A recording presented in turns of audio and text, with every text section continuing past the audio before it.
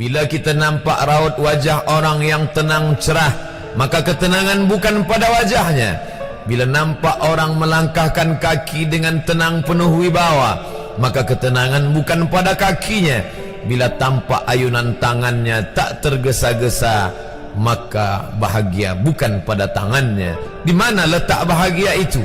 Ala fil jasadi mutrah. Ketahuilah dalam jasad ada segumpal, ada sekepal, ada sesuap. Idza salahat salahal jasadu kulluh. Kalau yang segumpal itu baik, maka yang lain ikut menjadi baik. Wa idza fasadat fasadal jasadu kulluh.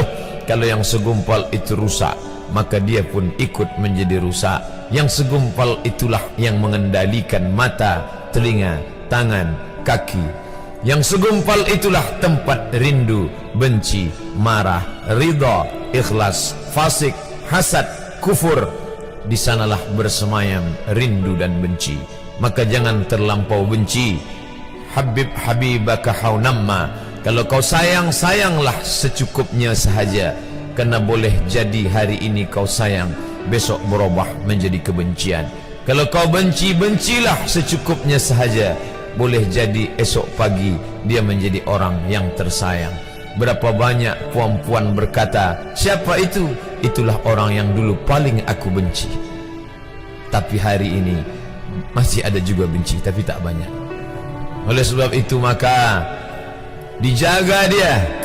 Yauma la yanfa'u malun. Hari itu tak ada guna harta, wala banun, tak ada guna anak, illa man atallah, kecuali orang yang datang menghadap Allah biqalbin salim, dengan hati yang salim. Qab lam ba, qallaba, berbolak-balik. Qallaba, tidak selamanya bahagia. Kadang pagi hati tenang, petang datang dia pun susah. Kadang pagi hati lapang, petang tiba dia pun gundah. Maka apa yang dapat menolong? Ala bizikrillah, ketahuilah dengan banyak menyebut mengingat Allah, tatma'innul qulub, maka hati akan menjadi lapang. Qalbul mu'min baina asabi'ir rahman, hati orang beriman berada di antara jari jemari kuasa Rahman. Kalau dia hendak, dia balikkan yang senang menjadi susah.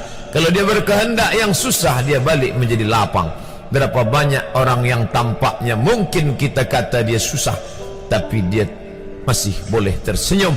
Sebaliknya orang yang menurut pandangan zahir kita cukup segala, makan, pakai, tapi tampaknya kesenangan tak pernah singgah. Apa sebab? Kerana hati milik Allah. Dia ada dalam diri kita, tapi dia bukan punya kita. Lillahi ma fis samawati wa ma fil ard.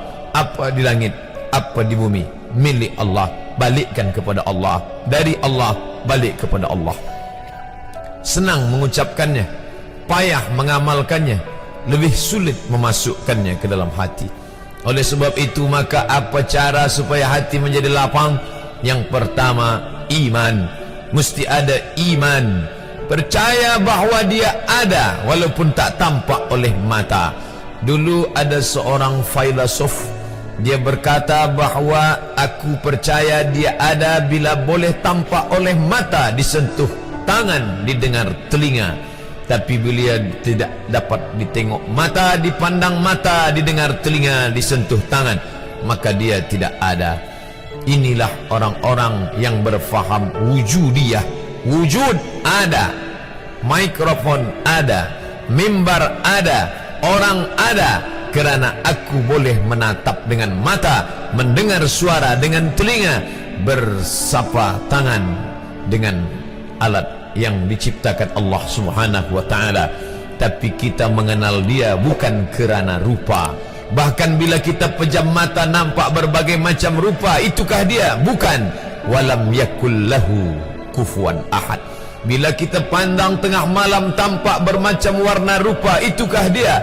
Ma khatara bibalik fallahu laisa kadzalik. Apa yang terlintas di hatimu, maka dia tidaklah seperti itu. Dia tak dapat dipandang dengan mata. La tudrikuhul absaru, dia tak dapat ditangkap mata. Wa huwa yudrikul absara, dialah yang dapat menatap mata. Jangankan dia, wajah kita pun kita tak boleh melihatnya. Siapa yang boleh melihat wajahnya?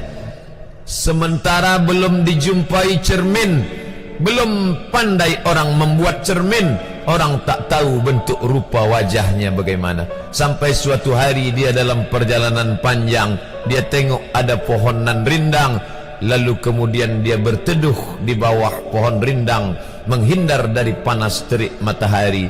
Di bawah pohon rindang ada kolam air, maka saat dia akan mengambil minum dari air kolam, disitulah dia melihat wajahnya. Oh, begitu rupa wajah di dalam air kolam.